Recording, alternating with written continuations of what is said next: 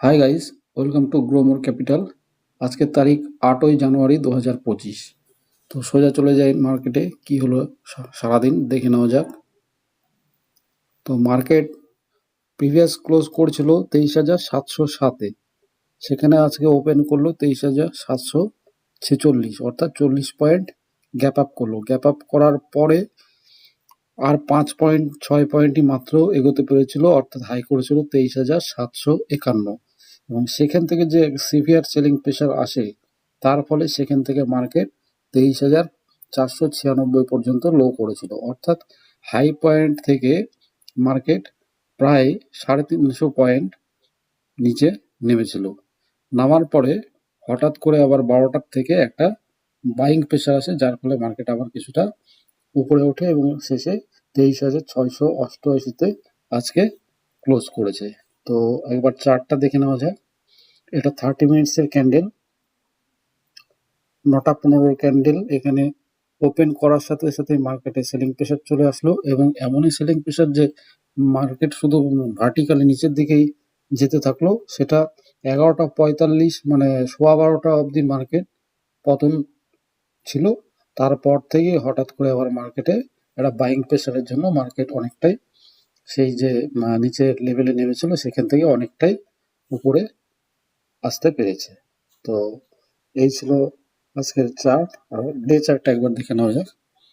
Day চার্টে সেই একই কথা, 20 ডিসেম্বর 2024-এর যে ক্যান্ডেলটা তৈরি হয়েছিল, সেই ক্যান্ডেলটা না নিচের দিকে ব্রেক করতে পারছে না উপরের দিকে ব্রেক করতে পারছে। আজকে কিছুটা সময়ের জন্য নিচের দিকে ব্রেক করেছিল, অর্থাৎ 23,537 ব্রেক করে 23,500 ব্রেক করেছিল, কিন্তু সাথে সাথে সেটা আবার রিকভারি করে 23,537-এর উপরে উঠে আসে এবং শেষে 23,688-তে ক্লোজ দেয়। তো আজকে নিয়ে 1 2 3 4 5 6 7 8 9 10 11 12টা ক্যান্ডেল তৈরি হলো, যেটা এই 20 ডিসেম্বরের ইনসাইড ক্যান্ডেল হিসেবে পরিণত হলো। তো এই ছিল আজকের মার্কেট। এবং নিফটি আইটি কিছুটা আজকে প্লাস ছিল, আগের দিনের থেকে 258 পয়েন্ট প্লাসে 43,634-এ ক্লোজ দেয়। আর নিফটি ব্যাংক আগের দিনের থেকে 367 পয়েন্ট নিচে 49,835-এ ক্লোজ দেয়। তো এই ছিল আজকের মার্কেট। আমরা সোজা চলে যাই পোর্টফোলিওতে আমাদের হোল্ডিংস দেখে নিই। হোল্ডিংসে আলফা -7.71%, আলফা ইটিএফ -1.95%, অটোবিজ -5.70%, ব্যাংক বিজ -7.32%। সবই মাইনাস। মাইনাস বলাটাই এখন একটা কেমন যেন ব্যাপার, মানে সবই মাইনাস। কনজাম বিজ -4.42%। কনজাম আই ইটিএফ এটা একদমই ব্রেক ইভেনে, না প্লাস না মাইনাস। সিপিএসি ইটিএফ -13.54%, গোল্ড বিজ -1.17%, HDFC PSU bank -2.34%, HDFC SML 250 -3.34%, IT বিজ -5.11%, আইটিআই ইটিএফ -0.43%, জুনিয়র বিজ -6.35%, মিড 150 বিজ -2.05%, মনিফটি 500 -1.45%, নেক্সট 50i -1.94%, নিফটি বিজ -6.89%, NV20 বিজ -4.40%, NV20i -0.40%, ফার্মা বিজ +0.34%, PSU bank I ETF -10.06%, PSU Bank Biz -14.03%,